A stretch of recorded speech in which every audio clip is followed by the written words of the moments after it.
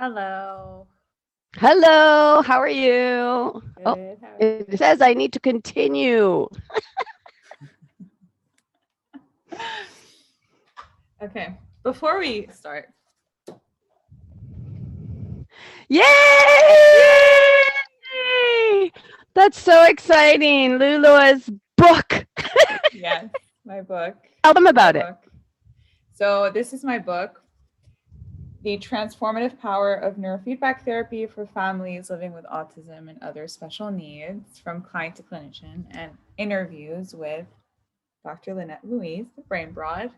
And it's the story of my journey from client of neurofeedback to clinician of neurofeedback. And it also follows the story of my brother who has autism and how Lynette helped us in this whole, our life now, really, more than almost 15 years. And yeah, I really just hope it helps whoever is in need. And I can't Well, I wait. love that. I love that you wanted to write it that so for people who are entering the field of neurofeedback or who are parents of autism who are trying to think, what should I do? Should I do neurofeedback? How effective is it? It's a perfect book for that. So, yay, Hopefully. good for you. Thank you. Thank Uh, you. Launching soon, May 20. Congratulations. Thank you. On That's really Amazon awesome. and yeah. Yeah, very cool. And what's really funny is I never ever ever remember to get my book ready to show people. And today I did, but now I'm not going to pull it out because I don't want to overshadow yours. We'll do it next time. Next time though. Damn, I didn't know.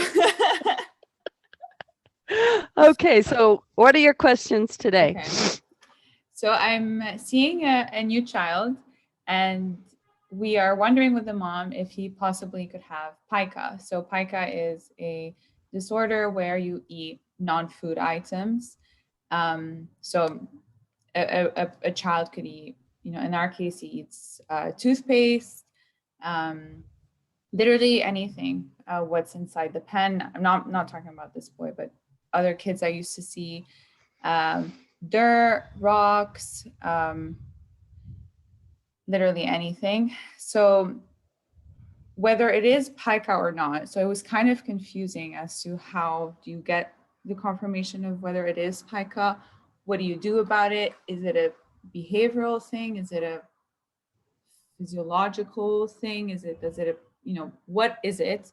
And even if it's not pica, what do you do about it?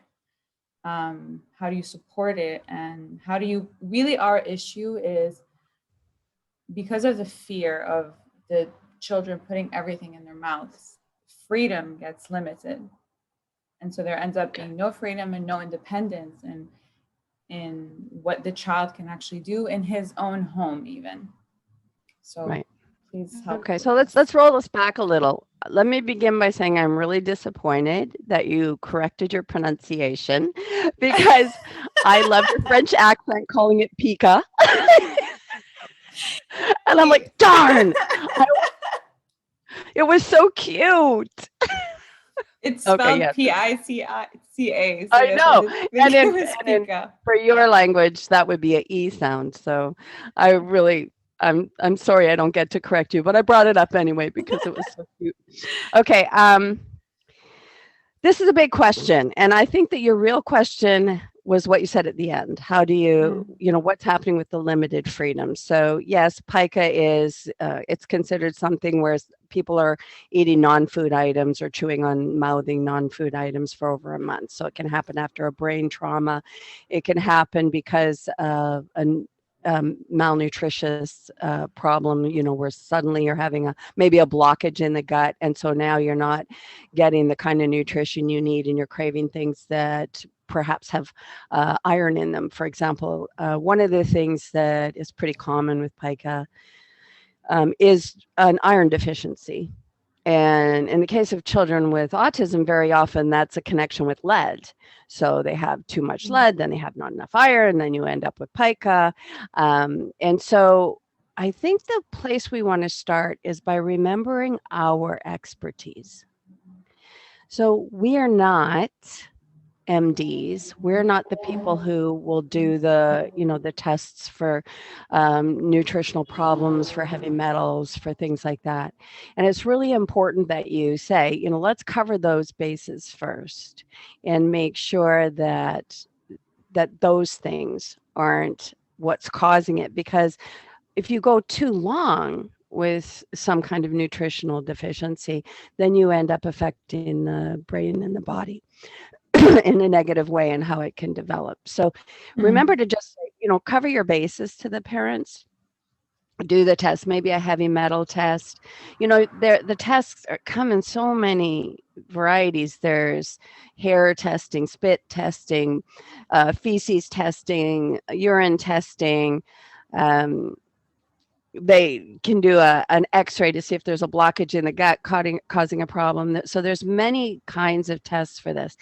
And herein lies our problem. So if you have an autistic person, actually, let me mention one other thing first. Very often it's called a psychological disorder. And I personally eating disorder, yeah. Right. And I personally think that calling something a psychological disorder in the medical field is often just a way of saying we don't really know, so we're going to blame your psychology. And someday we'll have a test that tells us the answer, but right now it's your psychology. It's sort of that umbrella. And in autism, it's a sensory umbrella. So when we don't really know, we call it a sensory problem. And we say, well, they have a sensory issue. They are autistic, right? And so they're doing that. So teach them not to. So let's address that too. The sensory issues are for a reason, right? And sure, it's autism, but they're for a reason. So if the person has a deficiency of some kind, they're going to crave.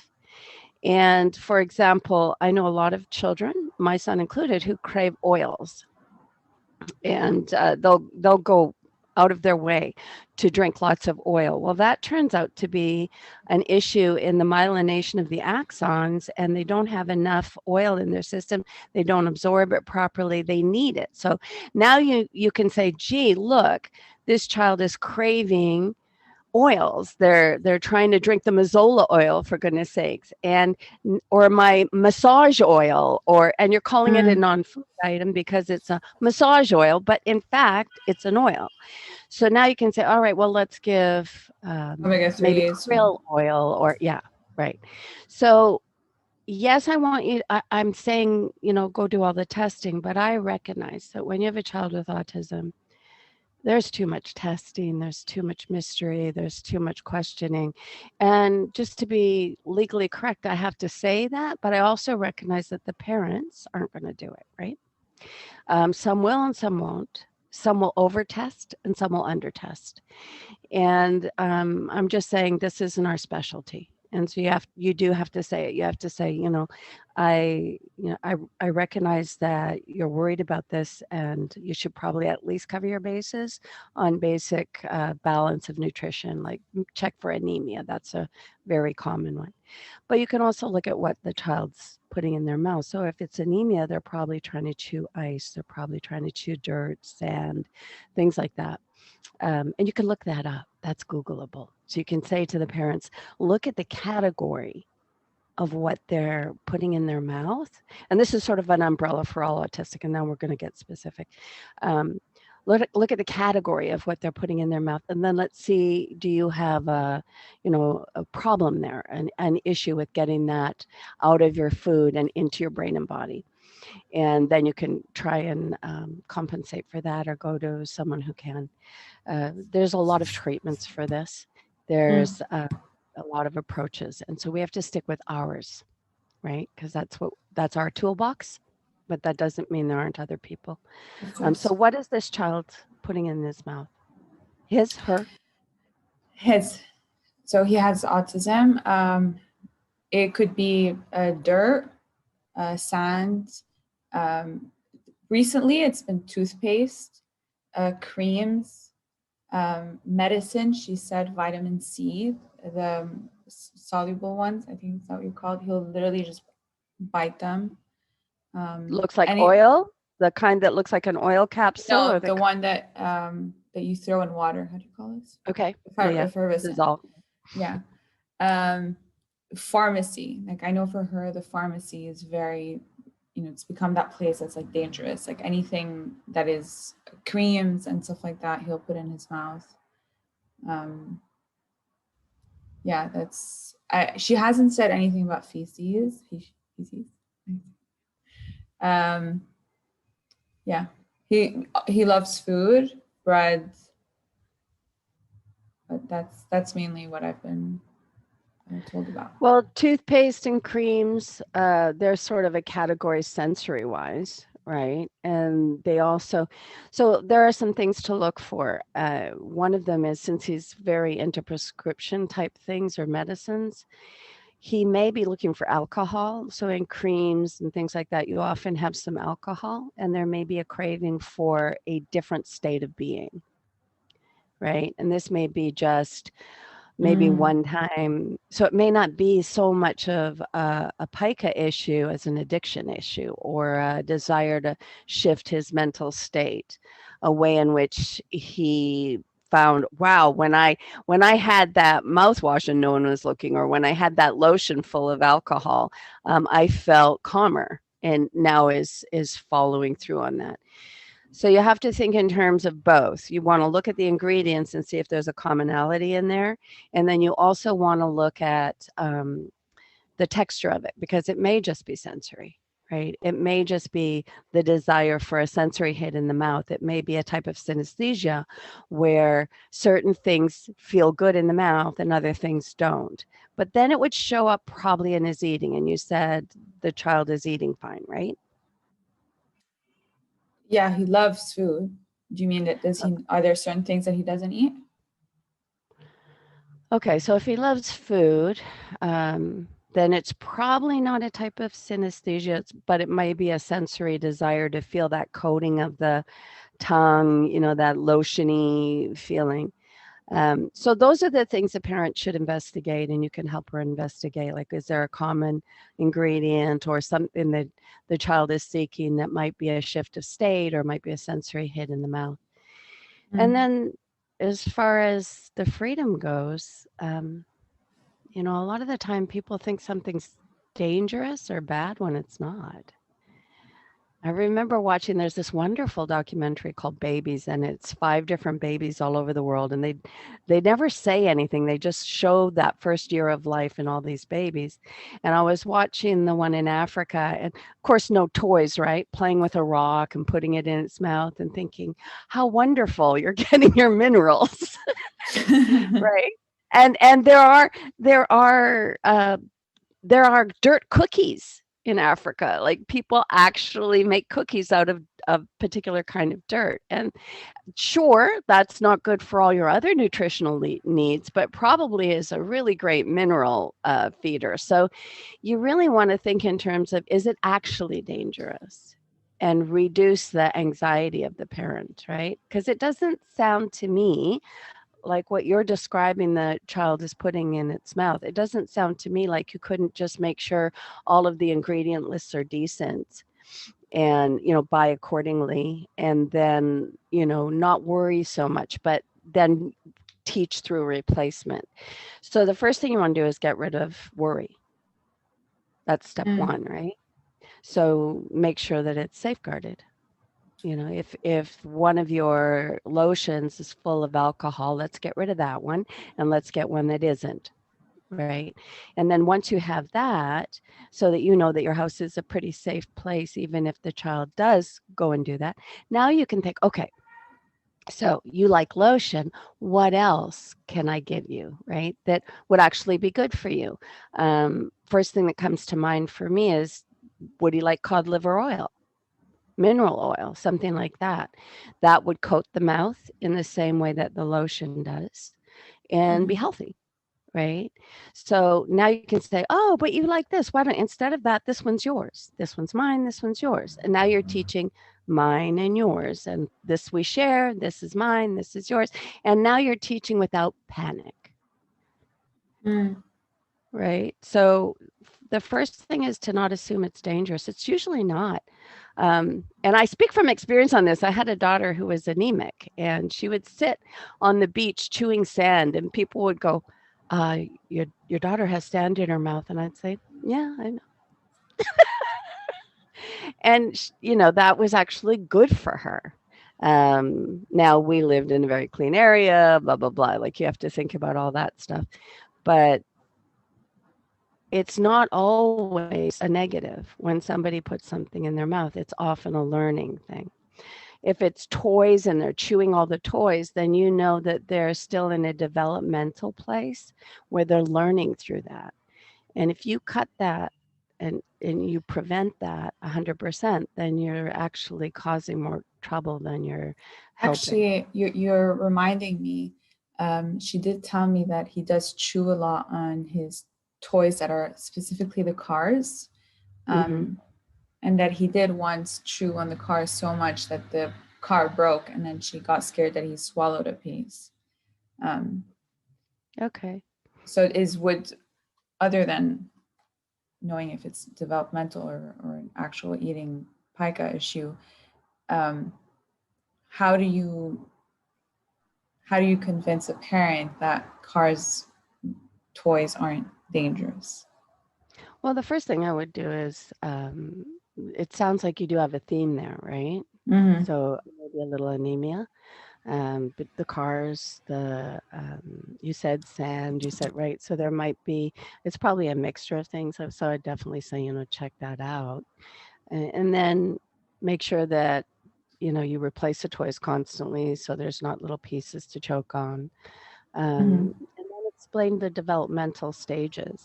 And is a car dangerous? Well, some would be, little pieces can come off. So don't get those ones, or remove the wheels, right? So safeguard is important so that you can give freedom. I'm not saying put your child in danger. I'm saying make sure that what they are chewing on is safe. So yeah, you do that. And then you say, okay, now let him chew on it, because that is a part of the developmental stage. And does he speak? No. Okay. So part of preparing yourself to speak is this phase of chewing on everything. And does he drool when he chews on everything? I'm not sure. I didn't see him chew myself. So like this whole, in autism, very often, just even swallowing is an issue. Learning how to do all of this mechanism here is very challenged.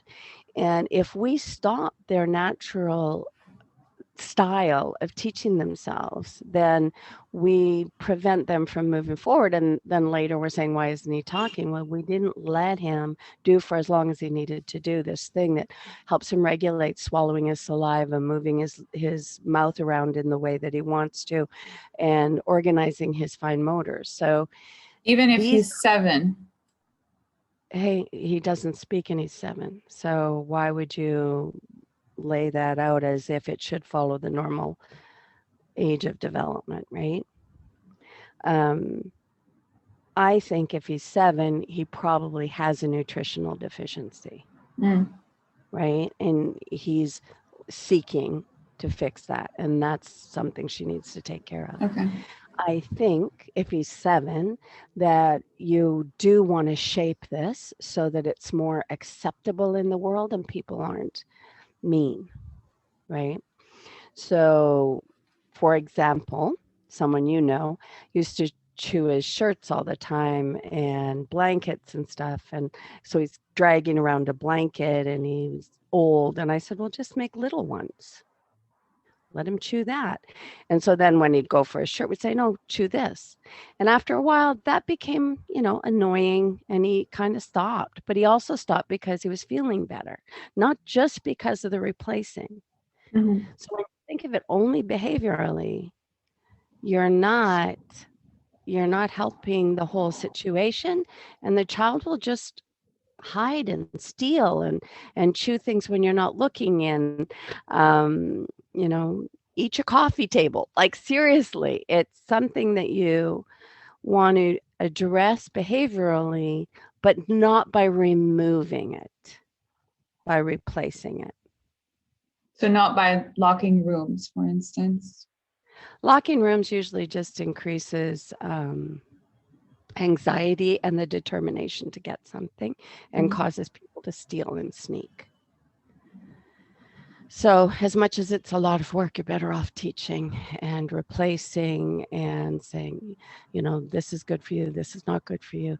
It's a lot of work, but in the end, they learn something as opposed to you just lock it away, right? When someone's a toddler, sure, you lock away the dangerous stuff. And still, I would lock away the cleaners and the stuff that's super dangerous. And the medicines that are super dangerous, but analyze that. Don't just make an assumption. Say, is this a dangerous one? You know, or is this one we can use for teaching? Like you can get those vitamin C's that fizz in the glass that would be similar to the, you know, that's not really very dangerous. That might be very useful, and maybe giving the mouth a little bubbly taste. And then you can get candies that do that, Pop Rocks and things like that, depending on their diet. But there's ways to go, okay, this is the sensory thing he's seeking. Let's give him that. And if that doesn't satisfy, then maybe it's nutritional. It's a way to be, and to give freedom. If you do replacement, you can give freedom, right? So then the freedom can teach. And if the child goes for the thing that they're not allowed, as opposed to the thing they're allowed that has the same sensory, it's either nutritional or behavioral. And then if it's behavioral, you can say, look, I'm sorry, but I gave you the freedom to make the choice, and now you're not, so I'm locking it away. And then you bring it back out later, and you go back and forth. I feel like maybe I jumped a bit too fast by talking about freedom. And maybe you can speak briefly about why is freedom important, and how come we're using it as a sort of motivator or you know, way to get growth.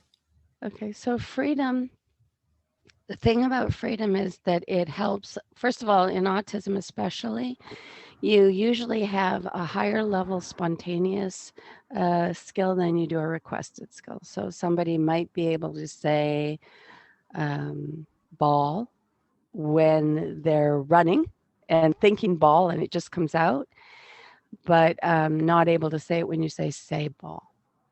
So this ability to bring something out from within is often at a higher level. And when you give freedom, you enable them to use that skill more often. Plus freedom, the ability to play more freely and to make choices of your own, that actually is a greater teaching tool for being independent. So how are you going to get a child to a place of independence if they are challenged? Well, you're not going to get there very easily if you're constantly controlling everything they do.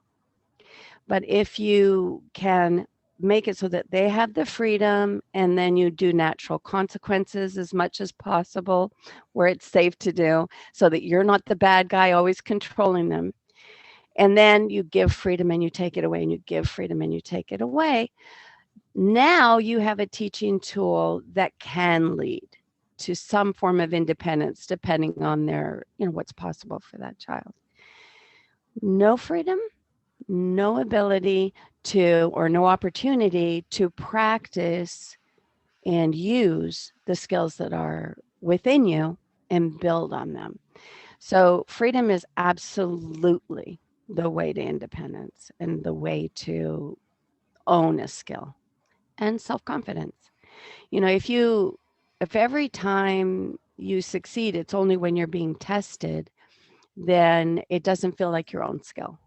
And it's not going to build your self-confidence in the same way. And you're not going to remember it the same. You know, it's like when you go to school and they teach you something and you kind of know it, but you don't really know it till you're playing with your friend and you're bossing your friend around and you pretend you're the teacher. And so you take the place of expert, you decide what the lesson should be, you have the freedom to be your own personality, you don't have to sit quietly. And now you find it. Now you find the understanding, even with academics. So freedom's super important. Yeah, I just wanted to clarify that, because I know that's something that, I mean, is the factor, I'll say, that really makes a difference. At least in Well, what I've and like seen. you asked about locking the door, locking the stuff away, right? So what's the lesson in that? Right? The door's locked. That's the lesson. And the most you can get out of that is she'll lock it away if I don't handle it well. So you have to give the freedom to take the freedom away. If you just lock it away, then the only lesson in that is how do I get in that locked door? And all that internal intelligence that you're trying to access for positive learning is going towards how do I break down that frickin' lock, right? And so you're not accessing what's natural or internally driven. And that's a waste, especially if there's limits. I think I have one last question that kind of brings it all together. So food in general, whether let's talk about kids who love food and who want to snack all the time, and who, it doesn't really matter if it's healthy or unhealthy. At the end of the day, they just are always in the kitchen, they're looking through the cupboard and through the refrigerator. Is constant snacking bad? Do you say it's horrible, never do it, or do you say it's okay? Can you use it in a way to teach? Yeah, the last one. Use it in a way to teach. I mean, nothing's bad and nothing's good in a way. You can find experts that tell you constant snacking is better for your blood sugar because you're constantly, I mean, that's such a general question. It would depend on the circumstance and the person. We're However, obviously still talking about autism and right. But even so, I mean, it still depends on the person, right? For some people, they may be stabilizing their blood sugar with constant snacking. They may be bored to death, and so food is their thing. They may be addicted to food. They may be going after a sensory thing. So what do? You use it as an opportunity to teach. You use it as a motivator. You use it as a way to talk about science and health, and depending on where that child's at. And really, boredom is a big thing. And you think about control, because very often the kids that are doing that don't have enough control. And so this is where they get their freedom. This is where they get their control. They get to go and get some food. If they're bored, like all of us, it's like, I'm bored, I'll go eat, right? And too often we are helping children with autism, or thinking we're helping them, by getting them to do a bunch of stuff they don't want to do, and then giving a edible reward and then later saying, why are they eating all the time? This is also an age thing and a sensory thing. So it's too general a question. Nothing's bad. Everything I remember this summer. So my brother, who has autism, loves food. He loves going to the kitchen and just eating, especially late at night at 2 a.m. My husband also likes doing that. And he's not autistic, we don't think. No. And so one night, my dad heard noises in the kitchen, and we were staying at my parents for the summer. And so he's coming down ready to just yell at my brother and tell him, go to sleep. And he finds both my husband and Smiley just looking at him like, what? Bonding. Yes. And they bonded over food. For sure they bonded over food. And then as soon as my dad saw my husband, he was like, oh, okay, I guess it's not that weird of a thing. I guess people do eat at night. Well, not only that, but that's a great example, because I don't know your husband's story as well as I know Smiley's, but your brother is a chef, and he probably spends a lot of time around food, not supposed to eat it because he's supposed to work with it, right? Yes. So now he's like built up this way exciting to have freedom with the food and have whatever I want. So that's that thing of pay attention to their circumstance and their story. Why would you take away his freedom when he can have it? Tell your dad, leave him alone. That's what happened. Yeah, I thought that was a cute story to end on. It is. Okay. It's a very cute story. All right. I hope that helped. I know it's a little bit non-specific because I really want us to stay aware of we do behavior, but at the same time, this is a nutrition and a medical thing. So it's really important, again, just to reiterate, tell them to do whatever tests are necessary, at least, especially for make sure the child's not anemic. And, as much as possible, pay attention to the ingredients that they're seeking in case there's a clue there. Okay, awesome. Okay. Thank you.